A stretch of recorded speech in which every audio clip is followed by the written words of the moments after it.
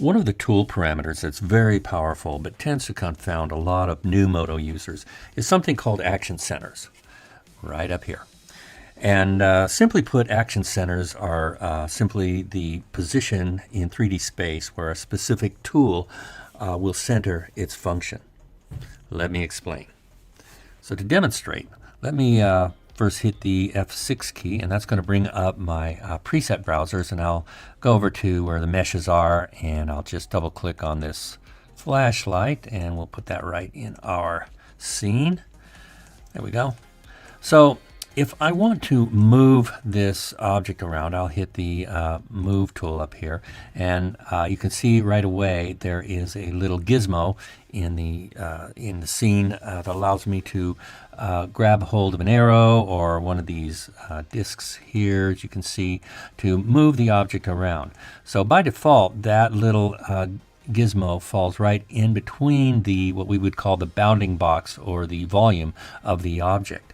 So let me quickly just click somewhere else in the screen, and look what happens. Oh, that action center wants to follow wherever I click. And so with the move tool, it's not such a big deal. But if I wanted to rotate this object and I click over here, I'm rotating on a center axis that's way outside of the field of where I want to rotate. Okay, so same with the scaling tool. By default, it scales up wherever it finds a center, and it can be problematic if you don't know how to control it. And it seems at first it's just very random. But let's look at what we can do to fix this. So I'm just going to hit the Z key and undo all that. Hit the escape to get out of the tool.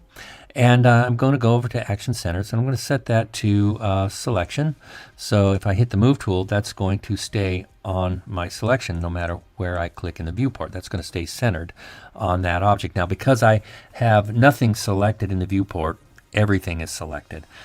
So if I go to, I'll hit the Escape key, I'll hover over a couple of polygons there, hit the L to select that loop. And again, let's go to the, let's do the scale tool.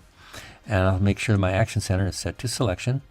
And it's going to allow me to scale it there. No matter where I click in the viewport, that action center is going to stay right there.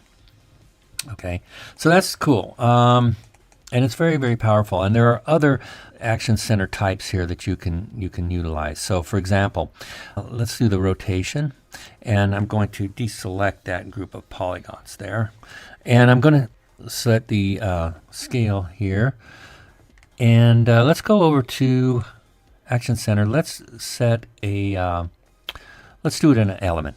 What that means is any element that I click on now will become the center of where that scaling is going to take place. So if I select here, the scale will take place from that center point.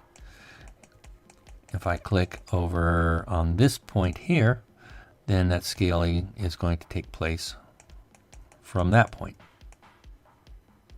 So you can see that the action centers are quite powerful, and they are very, very controllable if you set anything other than automatic.